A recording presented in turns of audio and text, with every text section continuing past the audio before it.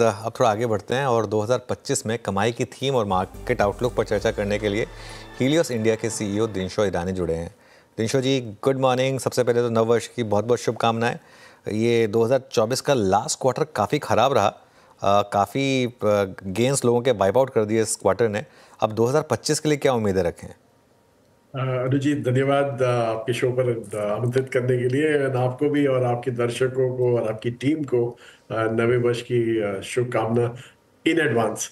So anyway Anuji, actually जो आपने बोला कमाई का क्या है, मुझे लगता है कि कंजर्वेशन अगर जो आप बोलते तो बेटर रहता कि कैसे कंजर्व करें अपने प्रॉफिट।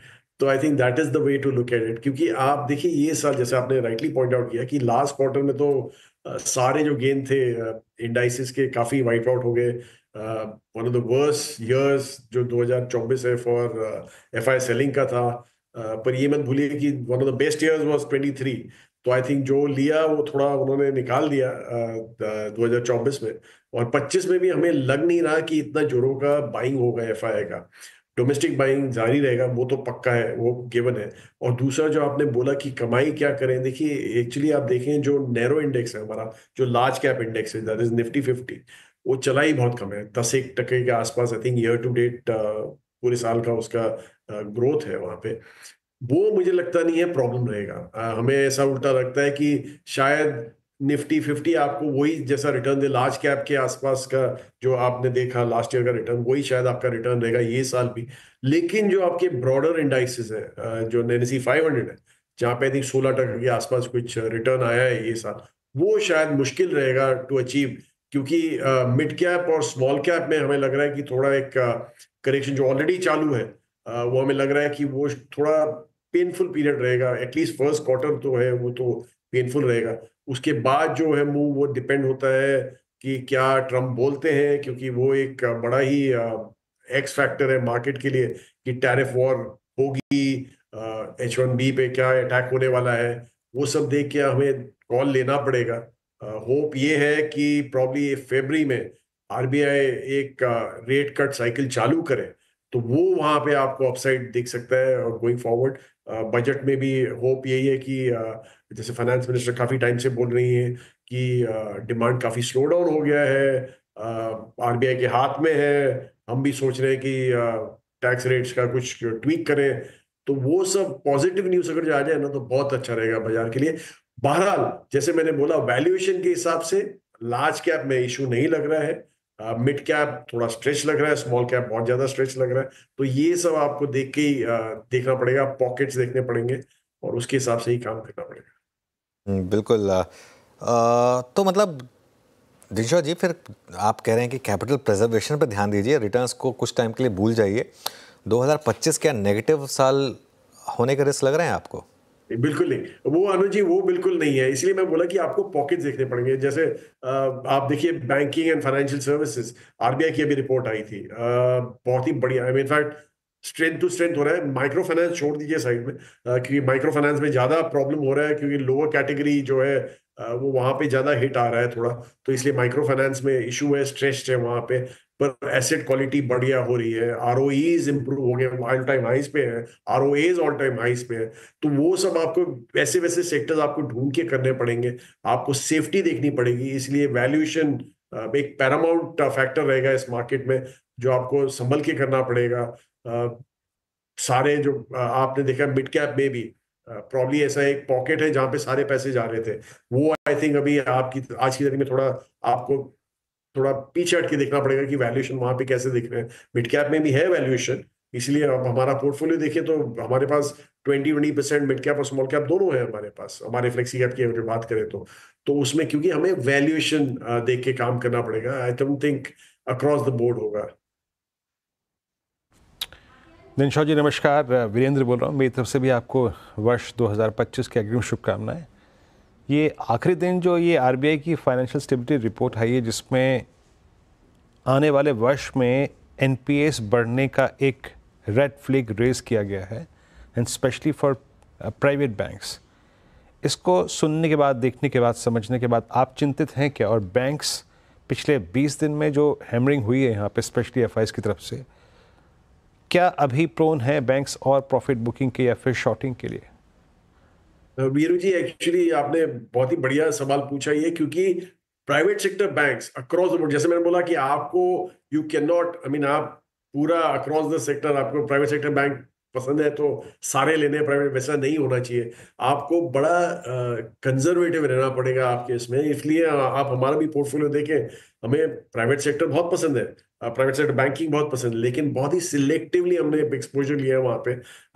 काफी सारे प्राइवेट सेक्टर बैंक हैं जो हमारे पास नहीं है, और वो हमने इसलिए कैसे किया कि हमने देखा कि जब स्ट्रेस सिस्टम में हुआ तो कौन से banks came out with flying colours, बहुत ही बढ़िया जो तरीके से जिन्होंने अपनी एसेट क्वालिटी मेंटेन की, वो सारे हमने बैंक्स अपने पास रखे हैं।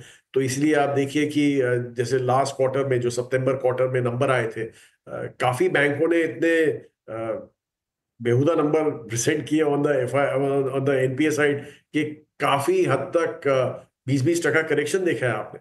वो बैंक हमारे में मिसिंग थे, कि हमने वही स्ट्रेस टेस्ट करके देखा कि कौन से बैंक्स अच्छे हैं और जो हमें एक्सपोजर लेना चाहिए। तो इसलिए आपको काफी कंजर्वेटिव रहना पड़ेगा, और जो आरबीआई फ्लैग ऑफ कर रहा है वो बिल्कुल ही जायज है, क्योंकि काफी बैंक ने ग्रोथ के चलते एसेट क्वालिटी कॉम्प्रोमाइज की है। तो उसमें आई थिंक आपको सावधान रहना पड़ेगा, आपको सिलेक्टिव रहना पड़ेगा। I think I stop there. और फाइनेंशियल सर्विसेज जो बात करें, जो नॉन लेंडर्स है, वहां पे तो हमें बहुत ही अच्छा ग्रोथ दिखता है। ऑब्वियसली वैल्यूएशंस काफी स्ट्रेस्ड है वहां पे, आपको भी वहां पे भी थोड़ा हट के करना पड़ेगा, देख के लेना पड़ेगा। लेकिन फाइनेंशियल सर्विसेज वन सेक्टर जो, आप अगर जो इतिहास भी देखें, जो जो कंट्रीज चली हैं, जो इंडिया एक्सपेक्टेड इकोनॉमीज चली हैं, जिन कंट्रीज की, जहां इंडिया एक्सपेक्टेड है अभी नेक्स्ट 4-5 साल में, फाइनेंशियल सर्विसेज हमेशा बहुत बढ़िया किया है, क्योंकि वो they are not only gate keepers to wealth, but they are gate keepers to the growth also. So इसलिए हमें लग रहा है कि वो सेक्टर कंटिन्यू करेगा ऑन द वे अप। अच्छा, बात करते करते दिनशॉ जी के साथ निफ्टी 23,500 तोड़ गया। अभी अभी इंट्राडे में जो लो लगा के आया, अभी करीब 23,471 के जोन में आके ट्रेड करता हुआ। डे लो अभी जो क्रिएट किया वो था 23,465, और यकीन मानिए वीकली चार्ट्स पे उसके सिग्निफिकेंस है। हमारा जो 22 नवंबर का हफ्ता था, वीक था, उसका लो था 50 वीक एक्सपोनेंशियल मूविंग एवरेज, और आज हमने इसी चर्चा के दौरान उस एवरेज को, हालांकि अभी तो हफ्ता पूरा होना, अभी तो सिर्फ शुरुआत है, रिविजिट कर लिया। बट अभी एक शॉर्टिंग का और लॉन्ग अनवाइंडिंग का जोन और एक क्लस्टर और एक स्पेस और बना हुआ है दिनशॉ जी, और वो है capital goods. Cummins Siemens ABB indiscriminate selling, price damage काफ़ी सिवियर हुए हैं, और कैपेक्स जो स्लो हुआ है उसका पूरा का पूरा इम्पैक्ट विजिबल है यहाँ पर। अभी क्या जल्दबाजी करनी चाहिए इन काउंटर्स को कंसिडर करने के लिए, या फिर आपको लगता है कि अभी प्राइस डैमेज काफ़ी है, अभी थोड़ा अवॉइड कीजिए इस स्पेस को? तो वीरू जी, एक्चुअली जो मेनली एमएनसी में जो कट आए हैं, आई मीन जो सेलिंग आई है एमएनसी केपेक्स वाली कंपनीज में, वहां पे आप देखिए, हमें क्वेश्चन मार्क रहता था, क्योंकि कॉर्पोरेट गवर्नेंस वगैरह दो एमएनसी हैं, फिर भी हमें क्वेश्चन मार्क रहता था वहां पे। प्लस केपेक्स स्लो डाउन है, private sector specifically capex slow down है, लेकिन होप यही है कि गवर्नमेंट का capex cycle will kick in, और एक्चुअली वो चालू हो भी गया है। और आई थिंक बजट में जो 1 फरवरी को आएगा उसमें और इम्पीटस मिलेगा उसको, केपेक्स को।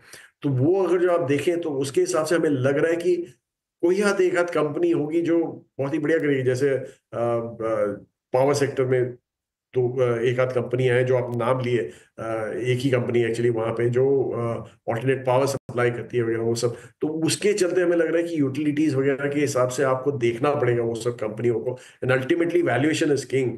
आपको वही देख के काम करना पड़ेगा। केपेक्स साइकिल किक इन होता है तब भी आपको यही सब कंपनियां अच्छा ग्रोथ देती है।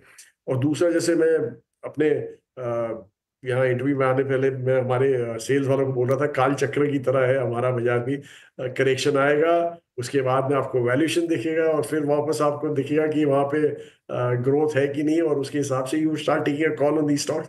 और वही आपको देखना है, सिलेक्टिव रहना है। इसलिए आप हमारा पोर्टफोलियो देखिए, 40% फाइनेंशियल एंड सर्विसेज है हमारा, 20%, 25% हमारा कंजम्पशन है, डिस्क्रिशनरी स्पेस रादर। और वहां पे भी बड़ा सिलेक्टिवली है, जैसे टूरिज्म हमें बहुत अच्छा लगता है, होटल इंडस्ट्री हमें बहुत अच्छी लगती है, तो आपको देखिएगा वहां पे है। प्लेटफॉर्म कंपनीज हमें बहुत अच्छी लगती है, तो वहां पे भी हमारा काफी एक्सपोजर है। तो ये सब सिलेक्टिव बैट ही करना पड़ेगा आपको, and you can't be across the board painting the whole market with the same brush, वो नहीं होने वाला है यहाँ। अच्छा दिनशो जी, आपने काफ़ी पैसा बनाया पिछले साल न्यू एज कंपनीज में, चाहे पेटीएम हो, आई थिंक जोमेटो पर भी आपने बेट लिया था। अभी इस साल में वो कंटिन्यू रहेगी बेट?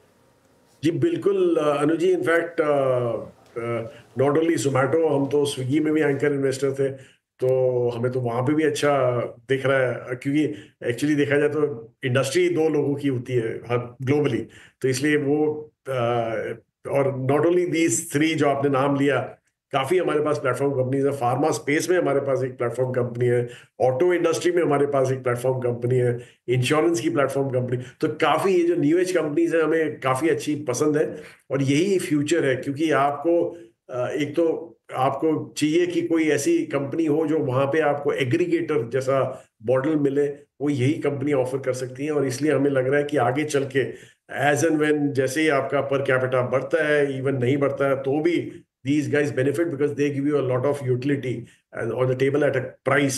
तो इसलिए हमें लग रहा है कि ये सब कंटिन्यू रखेंगी, और काफी हद तक हमें पसंद है। और ये जो आप सेलिंग एक्चुअली आप भी देख रहे हैं, वो प्रॉब्ली एक ईयर एंड की सेलिंग है, जहां आपको मौके भी मिल सकते हैं खरीदारी के। इसलिए हमें लग रहा है कि प्रॉब्ली एक ट्रफ सा आपको दिखेगा मार्च क्वार्टर में, और उसके बाद हमें लग रहा है कि if things work out the way we are expecting them to, Bajaj should do continue on this growth phase। but obviously इतना यूफोरिया भी नहीं होगा मार्केट में, क्योंकि एज आई सेड कि ये साल आपका मोर ऑफ कंजर्वेशन का साल रहेगा हमारे हिसाब से। दिनशो जी बहुत बहुत शुक्रिया आज हमारे साथ जुड़ने के लिए और हमसे बात करने के लिए इन सब टॉपिक्स पर। एक बार फिर से आपको 2025 की बहुत बहुत शुभकामनाएं। धन्यवाद।